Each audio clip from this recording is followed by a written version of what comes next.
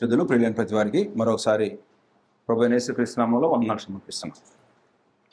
Hebrew గ్రంథం బైబిల్లో 40 మంది రచయితలున్న తెలియని రచయిత హెబ్రీ గ్రంథకర్త. బైబిల్ రచన యొక్క ప్రత్యేకతలో రచయితలు పండితులు ఉన్నారు, పామరులు ఉన్నారు. అంటే పెద్దగా చదువులేని వాళ్ళు ఉన్నారు, చేపలు పట్టేవారు ఉన్నారు, గొర్రెల కాపర్లు ఉన్నారు, మహాపండితుడైన పౌలు ఉన్నాడు. రచయిత ఎవరో తెలియకుండా రాయబడిన పుస్తకం హెబ్రీ గ్రంథకర్త. హెబ్రీ అంటే రచయిత ఎవరో తెలియాల్సిన అవసరం లేదని చెప్పడానికి ఉద్దేశించిన పుస్తకం ఇది. భౌతికంగా రచయిత ఎవరో తెలియకపోయినా ఈ గ్రంథం యొక్క గ్రంథకర్త పరమోన్నత దేవుడు. పరిశుద్ధాత్మ ప్రేరేపించటం వలన దేవుని మూలంగా పలకబడినటువంటి వాక్యాలు పరిశుద్ధాత్మ సహాయంతో మనుషులు రచన చేశారు. మనుషులు రచన చేశారే కానీ రచన వెనక ఉన్నటువంటి వ్యక్తి పరమోన్నత దేవుడు. కాబట్టి రాసిన వ్యక్తి ఎవరైనా అందులో సందేశం దేవుంది. హెబ్రీ గ్రంథం ఈ పుస్తకం తెలియబడని రచయిత ఎవరో మనకు తెలియకపోయినా అందులో సందేశం ప్రాముఖ్యమైంది. ఈ పుస్తకం ఎట్లే నుండి రాయబడిందని చివరిలో మనకి తెలియజేశాడు. అయితే ఈ క్రైస్తవుల్లో కూడా హెబ్రీ జాతిలో ఉన్న క్రైస్తవులు, నేను నా హెబ్రీ జాతి గురించి మీకు పరిచయం చేశాను. ఆ హెబ్రీ జాతిలో ఉన్న వాళ్ళకి మూలాలు ఉంటాయి. ఉదాహరణకి ఒక మతశాఖలో ఉన్నారనుకోండి. మతశాఖ అంటే మన చిన్నప్పుడు పుట్టినప్పుడు ఏదో ఒక ప్రార్థనని పక్కనే వెళుతున్నాం అనుకోండి, వాళ్ళు ఏం చెప్తున్నారో అదే వింటాం, అదే సత్యం అనుకుంటాం. గ్రంథం చదవటం ప్రారంభం చేసిన తర్వాత చదివి అర్థం చేసుకునేటప్పటికి ఏంటి వీళ్ళు చెప్పేది, బైబిల్ చెప్పేది వేరుగా ఉంది అనే ఆలోచన వస్తుంది. ఆలోచన వచ్చినప్పుడు ఏది సత్యమో ఏది అసత్యమో తెలుసుకునే అవకాశం ఉంది. నేను అలాగొచ్చిన వాడిని, నేను మతశాఖలో ఉన్నవాడినే. ఆ మతశాఖలో ఉండటం వల్ల కొన్ని అలవాట్లు ఉంటాయి. ఆ అలవాట్ల వైపుకి మరలా తిరిగి వెళ్లకుండా సత్యమేదో ఎరిగిన తర్వాత, విన్న తర్వాత దాన్ని విడిచిపెట్టి కొట్టుకోకపోకూడదు. చిన్నప్పటి నుంచి ఒకవేళ నీకు ఏదైనా అలవాటు ఉండొచ్చు. భక్తి కానిది సత్యమని, సత్యం కానిది నువ్వు విని దాన్ని అనుసరిస్తూ ఉండొచ్చు. కానీ ఈ రోజున హెబ్రీ పత్రిక మనకేం చెప్తుందంటే, జాగ్రత్త, ఏం వింటున్నావో జాగ్రత్త, ఏం రాయబడి ఉన్నాయో జాగ్రత్త. వాటిని వదిలిపెట్టి వెళ్ళేవంటే విశ్రాంతిలో ప్రవేశించవు. చూడు, మీ పితరులు ఏమైపోయారో, అవిధేయులై పడిపోయారు, కనాన్ దేశంలోకి ప్రవేశించలేదు. కాబట్టి నీకు విశ్రాంతి నిలబడి ఉంది, నువ్వు విశ్రాంతిలో ప్రవేశించే అవకాశం నీకు ఉంది, ఆలోచించుకో అని హెచ్చరిక చేస్తుండేటువంటి గ్రంథం ఇది. హెబ్రీలకు రాసిన పత్రిక మరొక హెచ్చరిక 10వ అధ్యాయము 26వ వచనం చూస్తాం. హెబ్రీ పత్రిక 10వ అధ్యాయము 26వ వచనం.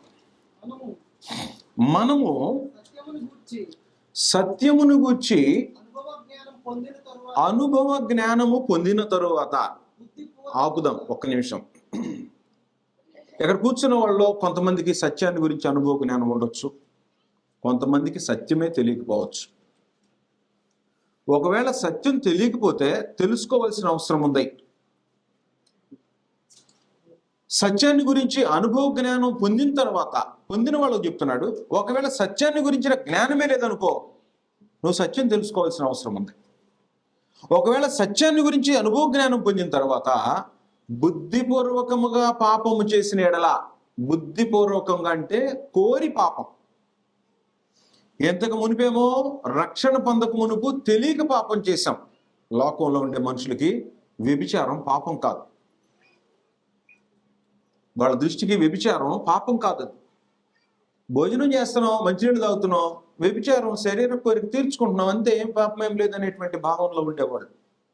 వాక్యం విన్న తర్వాత ఘోరమైన పాపం చేస్తున్నానా అనే బుద్ధి మనుషులకు వచ్చింది. వాడుక కొరింథీ పత్రిక ఉంది, కొరింథియనైజ్ అనే ఒక సామెత ఉంది. కొరింథియనైజ్ అంటే పాపము, వ్యభిచారము, జారత్వము వాళ్ళకు వాడుక, పాపం కాదు.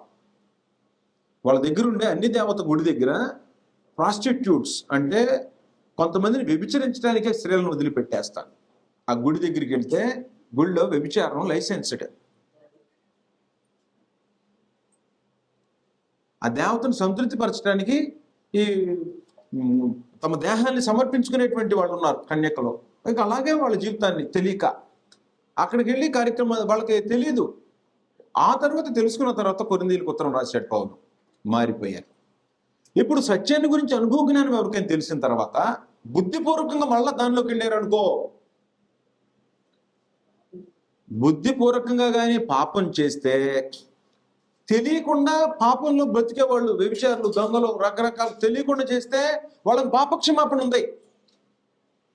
అలాంటి వారికి మారుమనసు పొందడానికి దేవుడు ఛాన్స్ ఇస్తున్నాడు.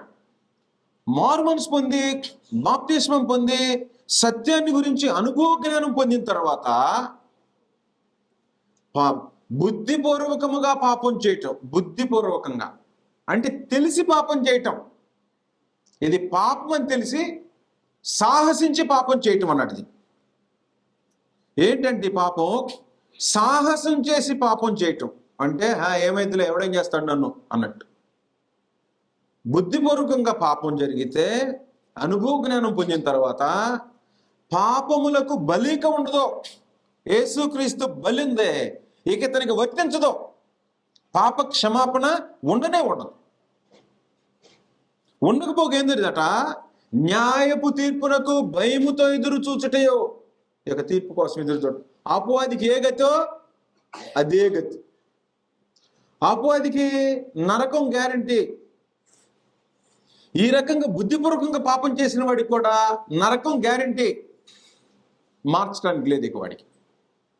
న్యాయపు తీర్పునకు భయముతో ఎదురు చూచుటయు విరోధులను దహింపబోవు తీక్షణమైన అగ్ని ఇక ఉండును. అగ్ని ఉంటుంది ఇక వాడికి. తెలియకుండా కొంతమంది కుర్రాళ్ళు తెలియక పాపం చేస్తారు. ఏటో లోకంలో ఎది చేద్దాం ఇది చేద్దాం అట్టి ఇటు తిరిగిపోతూ ఉంటారు. వాక్యం విన్నారనుకో, మారుమనసు పొందాడు అనుకో, పాపం అంటే భయం వేసిపోతాయి. దేవుని గురించి గుర్తెరిగిన వాడికి భయం ఏంటంటే పాపం అంటే భయం. లోకంలో ఉండేవాడికి పాపం అంటే ఇష్టం. క్రైస్తవుడికి లోకంలో ఉండేవాడికి వ్యత్యాసం ఏంటంటే పాపం అంటే భయపడిపోయేవాడు క్రైస్తవుడు, పాపాన్ని జీవనంగా కొనసాగించేవాడు లోకస్తుడు.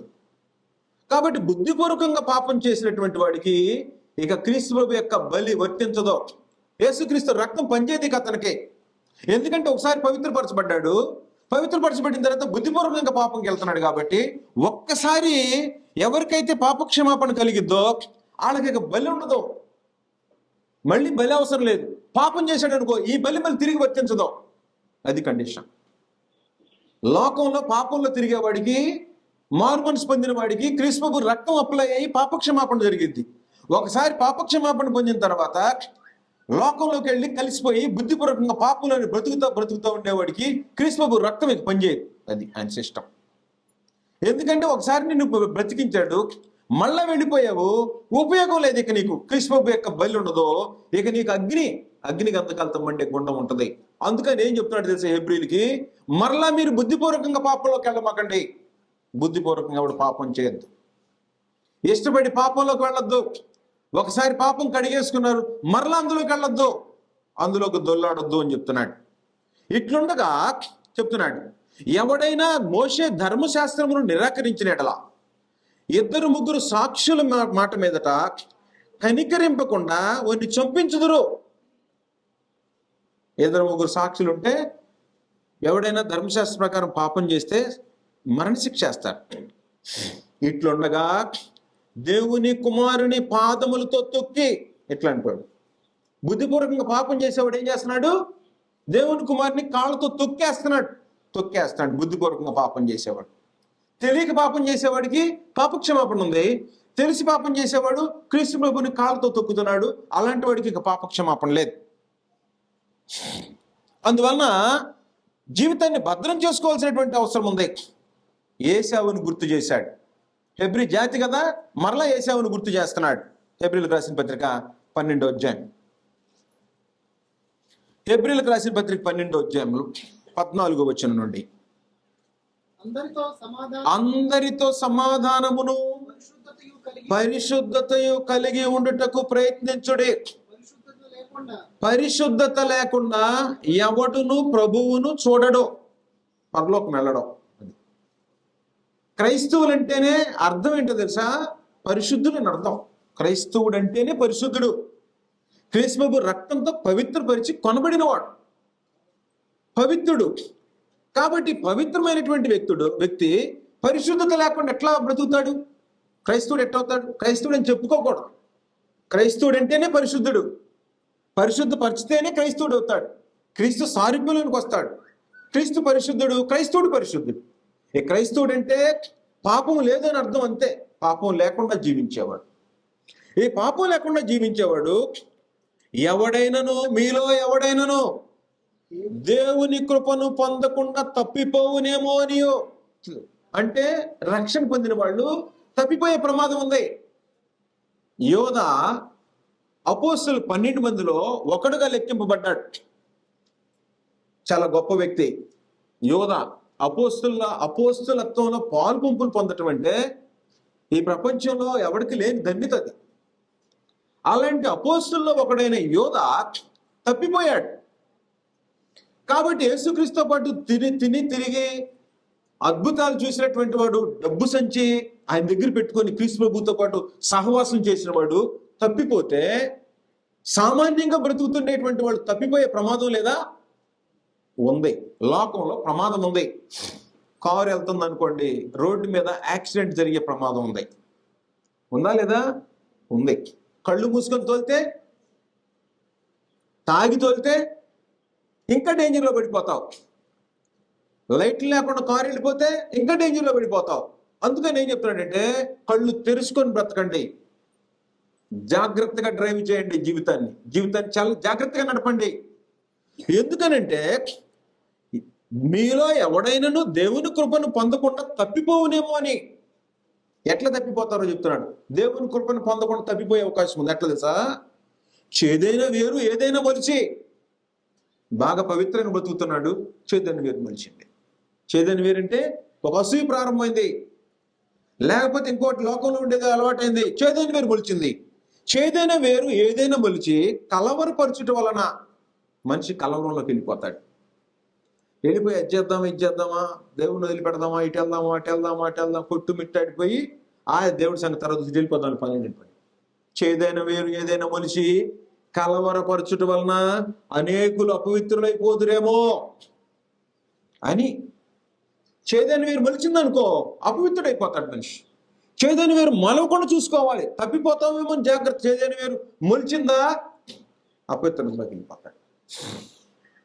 ఒక పూట కూటి కొరకు, ఈరోజున ఒక పూట కూటి కోసం ఇప్పుడే బ్రదర్ చెప్తున్నాడు 200 భోజనం మీటింగ్ అంట. సేవకులు 200 డబ్బులు మధ్యాహ్నం భోజనం పెడితే సేవకులు మీటింగ్కి వస్తారట. ఒక పూట కూటి కొరకు తన జ్యేష్ఠత్వ భక్తును అమ్మి వేసిన ఏశావు అంటే భ్రష్టుడైనా, వ్యభిచారి అయినా మీలో ఉంటాడేమో, జాగ్రత్త చూసుకోండి అన్నాడు. వ్యభిచారి. యాకోబు ఏశావులు ఇద్దరు ఒకే గర్భంలో.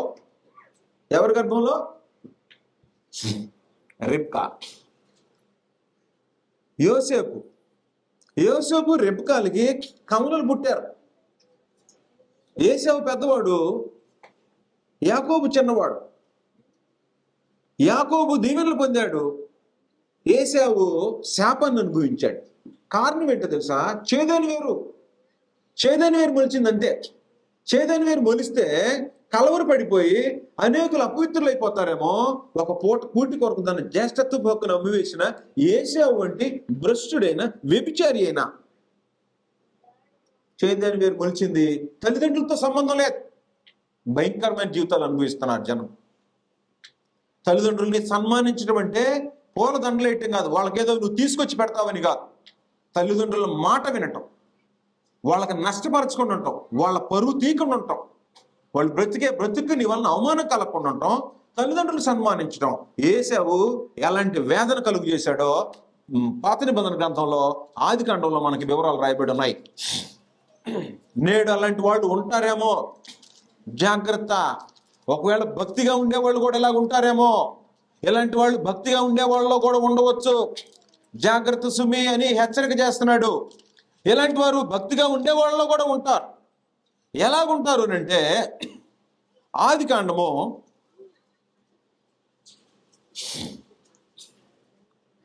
26వ అధ్యాయం, ఆదికాండం 24వ అధ్యాయము 26-34 వచనం. ఏశావు 40 సంవత్సరముల వాడైనప్పుడు హిత్తీయుడైన బెయేరి కుమార్తెయగు యహూదీతును, హిత్తీయుడైన ఏలేను కుమార్తెయగు బాసిమతును పెళ్లి చేసుకొనెను.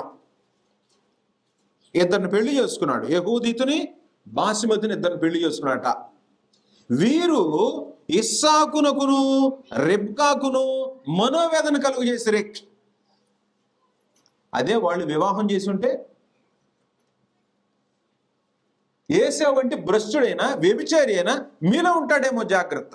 ఈరోజు నా తల్లిదండ్రుల మాట వినకుండా మేము లవ్ మ్యారేజ్ చేసుకుంటామండి, భ్రష్టుడు అయిపోతావు అంతే. వివాహము అన్ని విషయముల్లో ఘనమైనది. హెబ్రీ పత్రికలోనే, ఈ పత్రికలో చెప్పాడు, 13వ అధ్యాయము 4వ వచనం. వివాహము అన్ని విషయములలో ఘనమైనది గాను పానుపు నిష్కల్మషమైనది గాను ఉండవలెను. వేశ్యాసంగులకును వ్యభిచారులకును దేవుడు తీర్పు తీర్చును. ఏశావు వంటి భ్రష్టుడైన వ్యభిచారి అయినా మీలో ఉంటాడేమో, జాగ్రత్త. కాబట్టి వివాహం అన్ని విషయాల్లో ఘనమైంది. తల్లిదండ్రుల మాట విని వివాహం చేసుకోవాలి. తల్లిదండ్రులకి మనోవేదన కలుగు చేసే పరిస్థితి తెచ్చుకోకూడదు. తల్లిదండ్రులు మనోవేదన, ఇస్సాకును రెబ్కాకట మనోవేదన. వీరంటే ఎవరు? యహూదీతు, బాసిమతు, దేవుని జ్ఞానం లేని పిల్లలు, అన్యజాతి వారు, దేవుని గుర్తెరగనటువంటి వాళ్ళు పెళ్లి చేసుకున్నాడు. ఏం చేశారు? ఇస్సాకునకును రెబ్కాకును మనోవేదన కలుగు చేసిరే. మనోవేదన కలిగిపోయి ఒకసారి కాదు ఒకసారి ఏం ఘోరం అయిపోయిందో. అందుకని ఆమె అంటుంది, రెబ్కా చెప్తుంది, నాయన పెద్దోడు ఎట్టో వాడి ఇష్టం వచ్చినట్టు పెళ్లి చేసుకొని వ్యభిచారి అయిపోయాడు. ఒక పూట కూటి కోసం ఏమేమిటట? జ్యేష్ఠత్వపు హక్కును అమ్మేశాడట. ఒక పూట కూటి కోసం జ్యేష్ఠత్వం. మధ్యాహ్నం వంట వండుకుంటున్నాడట యాకోబు, అలిసిపోయి ఇచ్చాడు ఏశావు. అరే కూర కొంచెం పెట్టరా అన్నాడట. భోజనం పెట్టమని అడిగాడు. భోజనం పెడితే జ్యేష్ఠత్వం మీరా అని అడిగాడట. ఏమనాలి? అరే జ్యేష్ఠత్వం అడుగుతావేంట్రా భోజనం కోసం? మీరు ఎవరైనా ఇస్తారు అట్లా? పెద్దోడు చిన్నోడైపోతాడు, చిన్నోడు పెద్దోడైపోతాడు, నాకు ఇవ్వరంటే భోజనం కోసం ఇస్తారా? అంటే చేదైన వారు మలిసిన వాడు ఏదైనా చేస్తాడు. దాన్ని విలువ తెలియని వాడు ఏదైనా చేస్తాడు. అమ్మేసుకున్నాడట. ఆదికాండంలోని వివరాలు రాయబడి ఉన్నాయి. ఏం చేశాడంటే, అందుకని అనుభవం తెలియనటువంటి ఈ రెబ్కా ఇస్సాకుతో చెప్తుందయ్యా, ఆదికాండం 27వ అధ్యాయము 46వ వచనం. మరియు రెబ్కా ఇస్సాకుతో, హేతు కుమార్తెల వలన నా ప్రాణం విసిగినది. ఈ దేశస్థురాండైన హేతు కుమార్తెలలో వీరి వంటి ఒకదానిని యాకోబు పెళ్లి చేసుకునేలా నా బ్రతుకు వలన నాకేమి ప్రయోజనం? తల్లిదండ్రులు బిడ్డలు కానీ వాళ్ళు ఇష్టం వచ్చిన వాళ్ళు పెళ్లిళ్ళు చేసుకొని వాళ్ళు ఇష్టం వచ్చినట్టు బ్రతుకు, తల్లిదండ్రుల సంరక్షణ చూడకపోతే తల్లిదండ్రులు వాళ్ళని కని పెంచి ఏమి లాభం? ఏం లాభం ఉందా?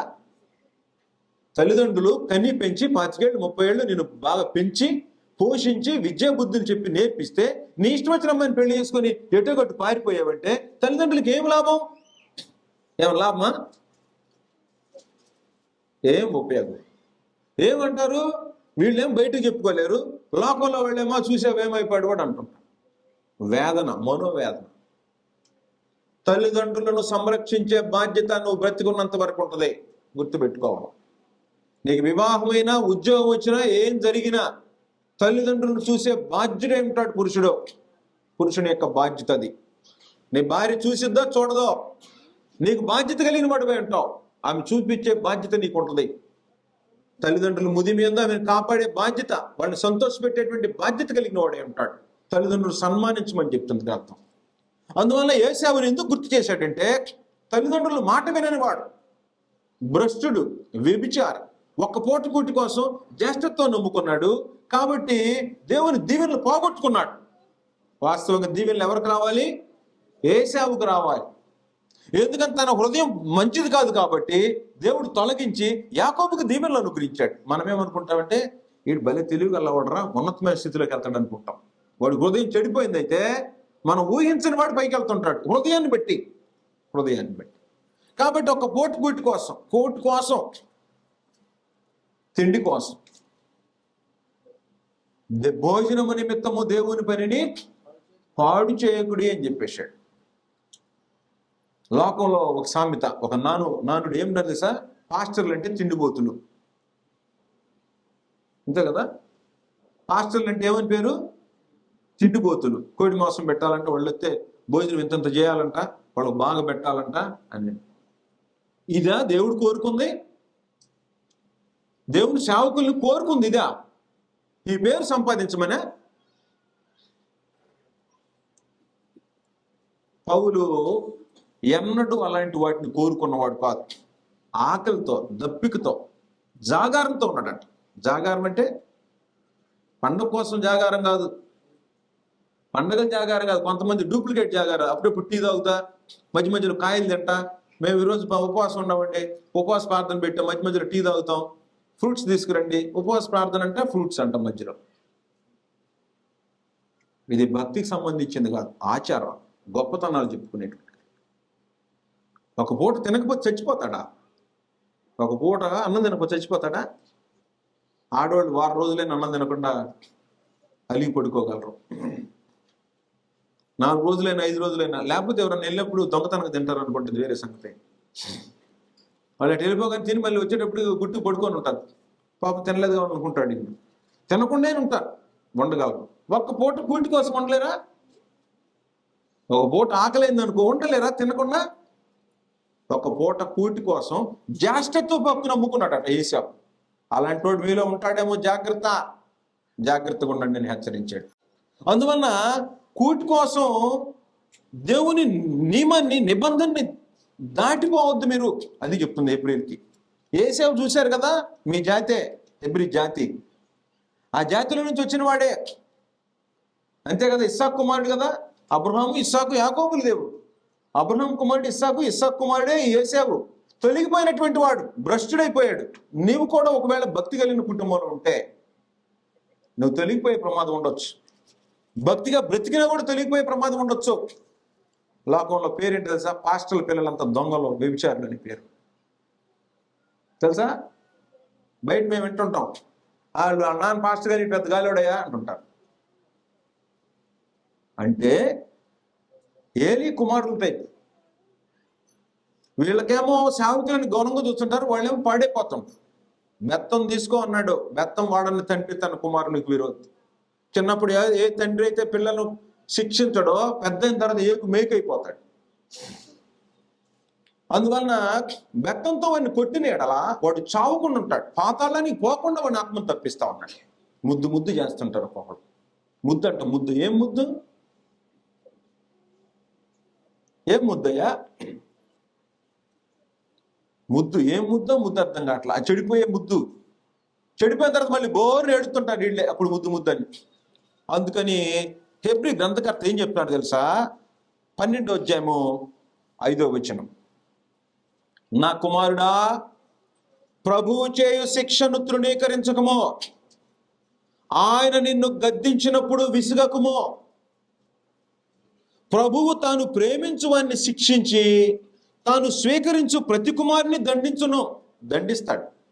ఎందుకని? క్రమశిక్షణలో. ఆర్మీ చూసారా? మిలిటరీలో, ఆర్మీలో సైన్యం అంత పటిష్టంగా ఉందంటే డిసిప్లిన్ ఉంటుంది. నిమిషం లేటుగా వస్తే 10 రౌండ్లు కొట్టిస్తారు. ఎన్సీసీలో కూడా అంతే. ఎన్సీసీలో ఏం చేస్తారు తెలుసా? ఒకవేళ ఎన్సీసీ క్లాస్కి లేట్గా వచ్చాడు అనుకో, 10 రౌండ్లు కొట్టిస్తారు. కాళ్ళు అలిసిపోయి నడవలేక కూర్చున్నదా కొట్టించి ఇక వాడికి ఏం అర్థమైంది? 2వ రోజు ఈ కాళ్ళు తెలియకుండానే 5 నిమిషాలు ముందెళ్ళి కూర్చుంటాయి అక్కడ. ఎందుకు? కరెక్ట్గా ఉంటాడు మనిషి. పనిష్మెంట్, బాల్యంలో పనిష్మెంట్ పడితే బ్రతికిందాక, చచ్చిపోయిందాకా అడ్డేది డిసిప్లిన్ నేర్చుకుంటాడు. అందుకని బాప్తిస్మం పొందిన దగ్గర నుండి ఎలా నడుచుకోవాలో జాగ్రత్తగా నేర్చుకోవాలి. బిడ్డ పుట్టిన దగ్గర నుంచి జాగ్రత్తగా నేర్పించాలి, డిసిప్లిన్లో పెట్టాలి. తల్లిదండ్రులు కొంతమంది వాళ్ళ పిల్లలకి బూతులు వాళ్ళే నేర్పేవాళ్ళు ఉన్నారు, లేరు? నేర్పుతూ ఉంటారు. ముద్దు ముద్దు మాటలు వాళ్ళే నేర్పిస్తుంటారు. పెద్ద అయిన తర్వాత వాడినే తిడుతుంటాడు. ఇటు వచ్చి ఇప్పుడేమో తిట్టించుకుంటారు, ఆ తర్వాత వాడే వచ్చి తిడతాడు. ఇప్పుడు వాళ్ళేమో కావాలని తిట్టించుకుంటారు, వాడేమో కావాలని ఆపమని కూడా ఆపమని తిడుతుంటాడు. ఇక ఇంటి ముందు నేను చూస్తా ఉన్నా కొంతమంది భయంకరమైన బూతులు. కారణం ఏంటంటే దేవుడు అంటే భయం లేదు, తల్లిదండ్రులకు భక్తి లేదు, తల్లిదండ్రులు బిడ్డల్ని ఎలా పెంచాలో తెలియటం లేదు. బెత్తం తీసుకో అంతే, వేణు బెత్తం తీసుకోవాలి, వీళ్ళిద్దరికి బెత్తం తీసుకోవాలన్నమాట. బెత్తం తీసుకుంటే టెన్షన్లోకి వచ్చేస్తారు అంతే. చేత్తో కొట్టొద్దు, బెత్తం వాడు. చేత్తో కొట్టొద్దు అన్నాడు, బెత్తం వాడు. మధ్యలో నీ చేయి పాడు చేసుకోవాలి, బెత్తం తీసుకో. బెత్తంతో 2 పడితే ఆటోమేటిక్ సెట్ అయిపోతాయి మొత్తం. ప్రభువు చేసే అది పిల్లలకి, పెద్దోళ్ళకి, రక్షణ పొందిన వాళ్ళకి ప్రభువు చేసే శిక్ష. ఆయన గద్దించేటప్పుడు విసుకొద్దు, వాక్యం తీసుకొని ఒక దెబ్బే అన్నాడు. వాక్యం తీసుకొని మాట్లాడుతుంటే కొరడా తీసుకొని కొట్టిన దానికంటే చెళ్ళు అంటుంటుంది. సరిగా వినేవాడికి దేవుడు గద్దిస్తుంటే ఒళ్ళు పగలు కొట్టినట్టు ఉంటుంది. ప్రభు చేసే శిక్షను, ప్రభు ఆయన నిన్ను గద్దించినప్పుడు విసుగకుమో. ప్రభు తాను ప్రేమించు అని శిక్షించి తాను స్వీకరించు ప్రతి కుమారుని దండించును అని కుమారులతో సంభాషించినట్టు మీతో సంభాషించు. ఆయన హెచ్చరికను మరచితిరి. హెచ్చరిక ఇది, హెచ్చరిక. ఏ హెచ్చరికని మీరు మరిచారో? శిక్షా ఫలము పొందుటకై మీరు సహించుచున్నారు. దేవుడు కుమారులనుగా మిమ్మల్ని చూచుచున్నాడు. తండ్రి శిక్షింపని కుమారుడు ఎవడు? సరైన తండ్రి అయితే ఖచ్చితంగా శిక్షిస్తాడు. తండ్రి శిక్షింపని కుమారుడు ఎవడు అని అడుగుతున్నాడు. అంటే తండ్రి ఖచ్చితంగా శిక్షించాలి అని అర్థం. తండ్రి శిక్షింపని కుమారుడు ఎవడు అంటే సరైన తండ్రి బిడ్డను ఏం చేస్తాడు? శిక్షిస్తాడు. శిక్షిస్తే తర్వాత ఏమవుతాడు? బుద్ధిమంతుడు అవుతాడు. బుద్ధిమంతుడే నిన్ను సంతోష పెడతాడు. లేకపోతే తల్లికి దుఃఖం పుట్టిస్తాడు. చెప్పేశాడు, తల్లికి దుఃఖం పుట్టిస్తాడు. ఏ తల్లిగా అన్నదరా ఇండే అంటుంటారు. బయటికి వెళ్ళి గాలి తిరుగుతాడు, ఏ తల్లిగా అన్నదోరా అంటుంటాడు. గొప్పతనం వచ్చిందని బా ఎవడరా వెళ్ళినాను అంటాడు. గొప్పతనమే తండ్రికి, అవమానమేమో. ఎందుకని? పాలిచ్చి పెంచేది తల్లి. మోషేకి ఏమి నేర్పించిందో తల్లి, మహానుభావురాలు యాకోబు ఏం నేర్పించిందో తెలియదు. ఐగుప్తు సకల విద్యల్లో ప్రవీణుడు, 40 సంవత్సరాలు రాచరికం అనుభవించినటువంటి వ్యక్తి వదిలిపెట్టి వెళ్ళిపోయాడు. ఏమి నేర్పించిందో తల్లి యాకోబు. మరి దేవుడు అంటే ఏమి నేర్పించిందో? రే మీ జాతిరా 400 సంవత్సరాలు బానిసత్వంలో మగ్గిపోతుంది. ఆ టైంలో పుట్టావు నువ్వు, జమ్ము పెట్టిలో పెట్టాను, పెడితే చంపేసేవాడు, చావాల్సిన వాడు రా, నీతో పాటు వాళ్ళందరూ చచ్చిపోయారు. చెప్పుంటుందా లేదా? నీతో పాటు వాళ్ళందరూ చచ్చిపోయారు, ఒక్కడే బ్రతికావు, జమ్ము పెట్టిలో పెట్టాను. మీ అక్కెళ్ళి ఆ పెట్టులో ఉన్నవాడిని చూస్తాను వెళ్తే నన్ను తీసుకొచ్చారా, నేను మీ తల్లిని కూడా తెలీదు, పెంచుతున్నాను నిన్ను, పెద్ద అయిన తర్వాత మీ జాతిని రక్షించాలి, దేవుని కొరకు బ్రతకాలి. ఎవరు చెప్తున్నారు తల్లిదండ్రులు బిడ్డలకి? నువ్వు పలాను అటుపంపు పెట్టటే వెళ్ళిపోతున్నాడు. కానీ ఆదివారం ఆరాధన తీసుకొచ్చే తల్లిదండ్రులు లేరు. పిల్లలు కాన్వెంట్కి పోతారంట. ఏ కాన్వెంట్కి పోతారు? ఆదివారం కాన్వెంట్కి, ఆదివారం కోచింగ్లు పంపించే తల్లిదండ్రులు క్రైస్తవులు కాదు. బిడ్డలనేమో పాడు చేసుకొని లోకంలో ధనం సంపాదించుకొని మిమ్మల్ని సంరక్షించే వాళ్ళు లేకుండా చేసుకుంటున్నారు. మీ అంతటి మీరే, మీ ఉచ్చు మీరే బిగించుకుంటున్నారు. కనుక బిడ్డల్ని పెంచటం అనేది, హన్న ఎట పెంచిందో 5 సంవత్సరాలు పెంచింది. పాలు మరిచాడట, తీసుకొచ్చి వీడు యెహోవాకు ప్రతిష్ఠుడు ఉందంట, మొక్కేశాడు. ఏం నేర్పుంటది? నాయనా పిల్లలు లేరురా నాకు, ఎక్కడికి వెళ్ళి షిలోహులోకి వెళ్ళి మొక్కానురా, మగపిల్లని మనం అడిగాను, నువ్వు పుట్టావు, నేను దేవుడికి ఇచ్చేద్దామని చెప్పాను, మొక్కుకుంటే పుట్టావురా, పాలు మరిచిన తర్వాత నేను తీసుకెళ్ళి వదిలిపెట్టేస్తాను నాయన, అక్కడే ఉండాలి నువ్వు అని చెప్పి ఉంటుందా లేదా? ఆదివారం వచ్చి గురిగా 10 నిమిషాలు కూర్చొని పరిస్థితి. మా అబ్బాయి ఏంటండి, ఎందుకంటో నా దగ్గర పంపించండి. ఎందుకంటే మీకంటే తెలియగల వాడి పిల్లలు పాలు మరవక ముందే, మాటలు రాకముందే మనిషిని అంచనా వేసే కెపాసిటీ కలిగి ఉంటారు పిల్లలు.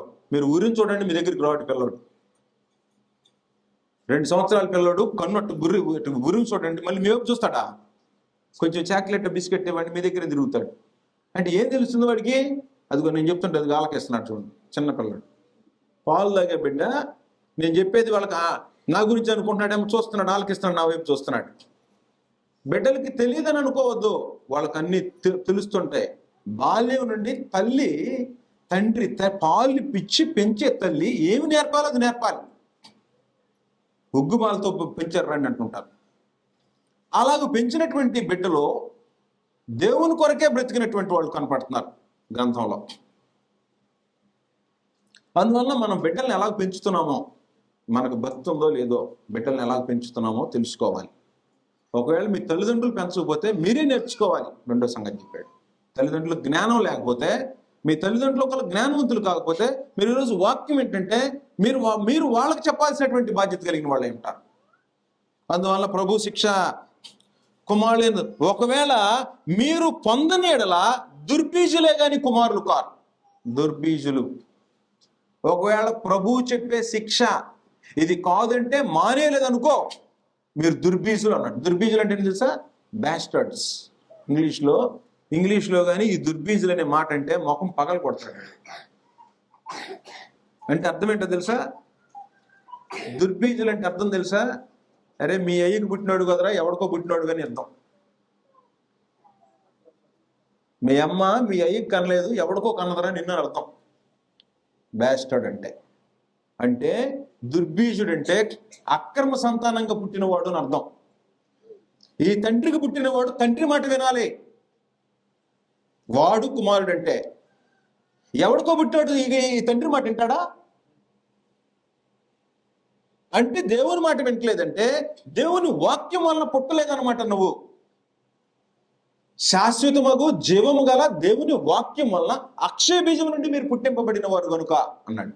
వాక్యం వలన పుడితే వాక్యం దేవుని మాటే వింటాడు. తండ్రికి పుడితే తండ్రి మాట వింటాడు. తండ్రి మాట వింటలేదంటే దుర్బీజులై ఉండాలా, దుర్మార్గుడు ఉండాలి. మీరు దుర్బీజులే అన్నాడు. మళ్ళీ చదువుతాను. కుమారులైన వారందరూ శిక్షలో పాలు పొందుతున్నారు. అంటే తండ్రి చెప్పాడంటే వింటాం. రే ఇది మంచిది అన్నాం అనుకో, సరే నాన్న అని వెళ్ళిపోతాడు. మా లైఫ్లో మా ఇంట్లో మా నాన్న ఏదని చెప్పాడు అనుకోండి, మేము ఓకే అంటాం అంతే, మాకు ఇష్టం లేకపోయినా. అదేమి ఇష్టం కాకపోయినా. ఒక ఎగ్జాంపుల్ చెప్తాను. దాళవ తెలుసుగా మీకు? దాళవ అంటే మామూలుగా ఈ వ్యవసాయం అయిపోయిన తర్వాత మళ్ళీ వేసేది. ఎవడే ఇట్లా మా నాన్న ఒక్కడే వేస్తాను అన్నాడు. 2 ఎకరాలు 2.5 ఎకరం పొలం నాటుతానంటాడు. మేము చెప్పాం వద్దు నాన్న, అది నాన్న, ఇది నాన్న అని చెప్పాం. ఆ నీళ్ళు రాకపోతే తిప్పేది ఒకటి తీసుకొస్తానన్నాడు. వాడిని కూడా చెడగొట్టి పంపించాం. మానేస్తాడని ఆయన క్షేమం కోసం. చివరికి అన్నాడు వాడినే పంపించారంట మీరు అన్నాడు. మొహం సరే కానీ మనం 40,000 నష్టం. మాకు నష్టమని తెలుస్తూనే ఉంది. ఆయన వ్యతిరేకించలేక సరే కానీ అయిపోయిన తర్వాత ఏంటంటే ఏదో లేచాలేరు అయిపోయిందన్న. అంటే తండ్రిని బాధ పెట్టకూడదనే భావన బిడ్డల కలగాల. అది తండ్రి అనే గౌరవం, తల్లి అనే గౌరవం ఎట్టుంటుందంటే నా తండ్రిని నేను బాధ పెట్టకూడదు. అది బిడ్డ యొక్క బాధ్యత. తండ్రి పరలోకంలో ఉన్నాడు దేవుడు. నువ్వు క్రైస్తవుడు అని చెప్పుకొని లోకంలో దుర్మార్గంగా తిరుగుతుంటే ఏం గౌరవం ఉంటుంది? ఇప్పుడు ఎక్కడికైనా వెళ్ళాడు అనుకోండి, మీ అబ్బాయి చాలా మంచివాడు నేను ఫోన్ చేశారు అంటే ఎట్టుంటుంది తండ్రికి?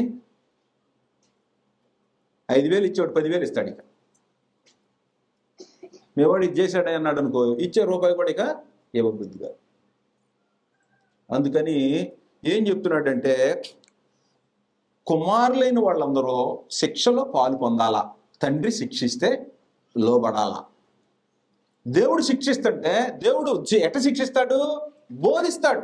బోధ. ఏ బోధ? నీకు శిక్ష, ట్రైనింగ్. శిక్ష అంటే ఏంటి? ట్రైనింగ్. ఇది చెప్పినప్పుడు ఇది కాదన్నప్పుడు వినుకోవాలి. తండ్రి చెప్పిన మాట ఎలాగ వినాలో పరమంతుని దేవుడు చెప్తున్నప్పుడు కిందకు చెప్పేసేసాడు. ఏమి తండ్రి అంటే ఆత్మలకు తండ్రి అట. ఈయన ఆత్మలకు తండ్రి అన్నమాట. ఆత్మలకు తండ్రి అని యొక్క మాట మనం జాగ్రత్తగా వినాలి కదా.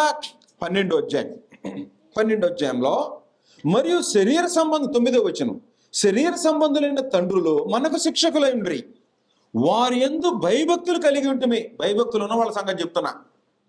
అట్లయితే ఆత్మలకు తండ్రి అయిన వానికి మరి ఎక్కువగా లోబడి బ్రతకవలేను కదా. వారు కొన్ని దినముల మట్టుకు మనకి ఇష్టం వచ్చినట్టు తమకిష్టం వచ్చినట్టు మనల్ని శిక్షించరు, కానీ మనము పరిశుద్ధతలో పాలు పొందవలనని గుర్తుపెట్టుకో. ఆ తల్లిదండ్రులు అయితే వయసు వచ్చిందాక శిక్షిస్తారు. ఈ తండ్రి అయితే మనము తన పరిశుద్ధతలో పాలు పొందవలనని మన మేలు కొరకే ఆయన శిక్షించుచున్నాడు. అందుకనే ప్రభు బలలో పాల్గొనేటప్పుడు ఏం చెప్తున్నాం? మనకు శిక్షావిధి కలుగుకున్నట్లు ప్రభు చేత శిక్షింపబడుచున్నాం. ప్రభు చేత శిక్షింపబడుతాం అంటే అర్థం ఏంటంటే, ప్రభువు ఏం చెప్తున్నాడో ఆ బోధని మనకి ఇష్టం లేకపోయినా దాన్ని అనుసరించి బ్రతుకుతున్నాం. శరీరానికి ఇష్టం ఉండదు, కానీ అలా బ్రతికితే ఏం జరిగింది? మన మేలు కొరకే తన పరిశుద్ధతలో పాలు పంపులు, పరలోకం వెళ్ళి పాలు పంపులు పొందాలని మనం ఆయన శిక్షించుతున్నాడు. ప్రస్తుతమందు సమస్త శిక్ష దుఃఖముగా కనబడింది. ఆయనను దాని యందు అభ్యాసము కలిగిన వారికి, ఇప్పుడు ఈ అపోస్తుల బోధలు అభ్యాసం చేసుకుంటూ వెళ్ళాడు అనుకో, అది నీతి అను సమాధానకరమైన ఫలం ఇచ్చింది. అప్పుడు వచ్చింది నీతి, వచ్చింది సమాధానకరమైన ఫలం వచ్చింది. ప్రాక్టీస్ చేయటం కొంచెం కష్టంగానే ఉంటుంది. కరాటే నేర్చుకునేటప్పుడు ఎంత కష్టంగా ఉంటుంది, సర్కస్ చేసేవాడు ఎంత కష్టంగా ఉంటుంది, ఆర్మీకి వెళ్ళి ట్రైనింగ్కి వెళ్ళాలి ఎంత కష్టంగా ఉంటుంది, ఆ తర్వాత ఎలాగుంటుంది. అలాగే భూమి మీద అపోస్తుల బోధన అనుసరించి ఆత్మ నియమంలో ఈ దేహాన్ని కానీ నడపగలిగితే, దానికి అలాగ అభ్యాసం చేయగలిగితే పరలోకం వెళ్ళిపోతాం, పరిశుద్ధతలో జీవిస్తాం. అందుకని కుమారులైన వాళ్ళందరూ ఖచ్చితంగా ఏం చేస్తారట? కుమారులైన వాళ్ళందరూ శిక్షలో పాలు పొందుతున్నారు. మీరు పొందని ఎడల దుర్బీజులే గాని కుమారులు కారు. అంటే ఈ బాధను అనుసరించి నడవట్లేదంటే మీరు దేవునికి పుట్టిన వాళ్ళు కాదు, వాక్యం వలన పుట్టిన వాళ్ళు కాదు. వాక్యం వలన పుడితే మీరు శాశ్వతమగు జీవము గల వాక్య మూలముగా పుట్టారన్నాడు. మొదటి పేతురు పత్రిక 1వ అధ్యాయం 19-20 వచనాల్లో చెప్పాడు. మీరు అక్షయమైన బీజం నుండి దేవుని వాక్యం వల్ల పుట్టినవాడు ఏం చేస్తాడంటే ఆ తండ్రికి లోబడేటువంటి గుణాన్ని కలిగి ఉంటాడు.